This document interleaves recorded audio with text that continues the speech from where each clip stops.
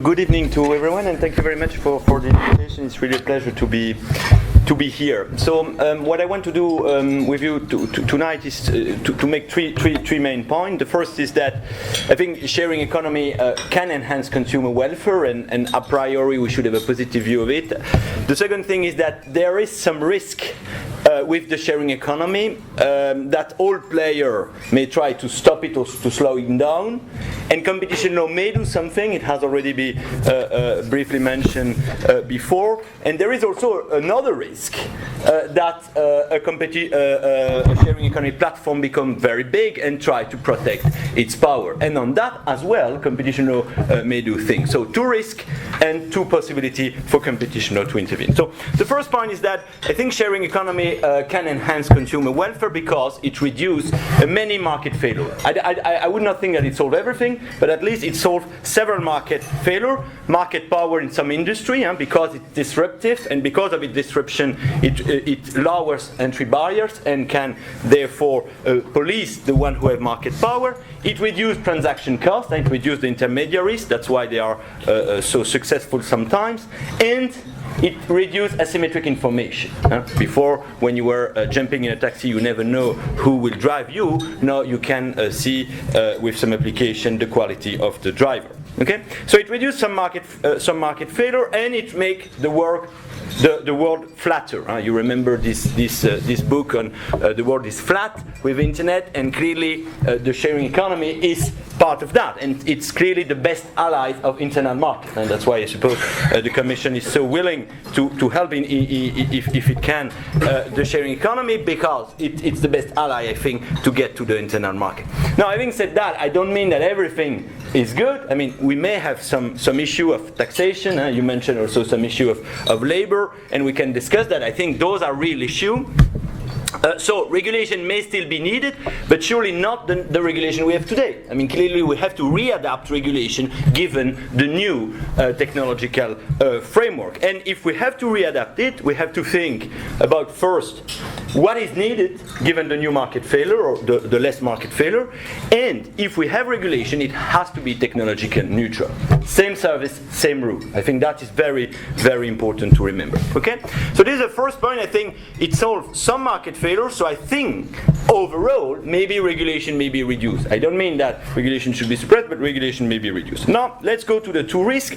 The first is traditional players trying to stop or to slow down the entry of sharing economy players, and Uber, Airbnb, and so on. You know them, and we all know them. So that may be a problem, that they lobby for the maintenance of a regulation which is not anymore necessary, or even for a strengthening of a regulation of what I would call anti-competitive regulation. Now, what can competition law do about it?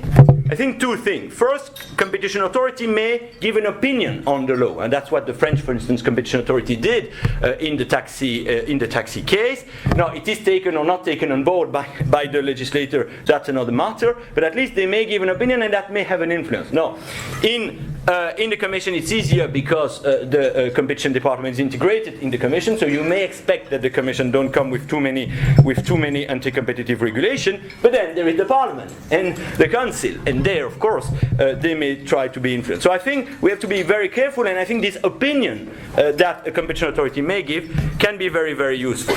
Now, if the law is passed, what can be done? And here it has been mentioned by the previous speaker. We have some tools, Article 106. It's true it has never not been so used, but remember, I mean, all the opening of telecommunication was based on Article 106. That was 20 years ago, but this article is very powerful, you see.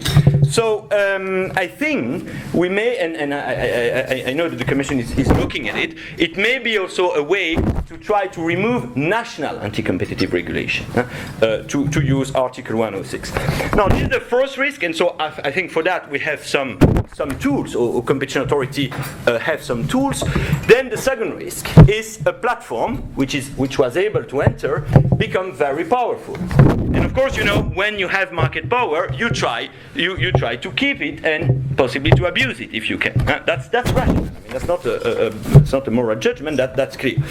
So now, what can competition law do about it? Here, I think first we have to be very careful, because market share do not necessarily mean a lot of market power in those industries, because you have innovation, because also you have a possibility of multi-homing and so on. And that has been very well recognized, in fact, by the General Court in the case of when Microsoft bought Skype. You may remember that the Commission said yes without problem, and then Cisco was upset about the decision, went to the court to contest the authorization of the Microsoft Skype merger, and one of the arguments of the case was, okay, but they have high market share and so on, and the court replied, yes, but in those markets which are so dynamic, high market share do not necessarily mean high market power. Having said that, I don't think that everything is perfect in this world, and still, you may have some problem in those industries. So then what is the role of competition policy? Is to protect the process of innovation. That really should be what is the goal of competition law in those industries, to keep the market open for a possible disruptor. That means what in terms of Article 102, so the abuse of dominant provision, is to really focus on entry barrier that may be set up by the company which are already there.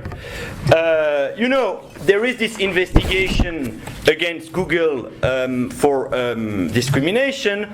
There was this case against Booking.com that was settled by national authorities because they were imposing a most favored nation clause, and this clause saying, okay, every hotel should have the same price in Booking and in every other platform, and also on their own website.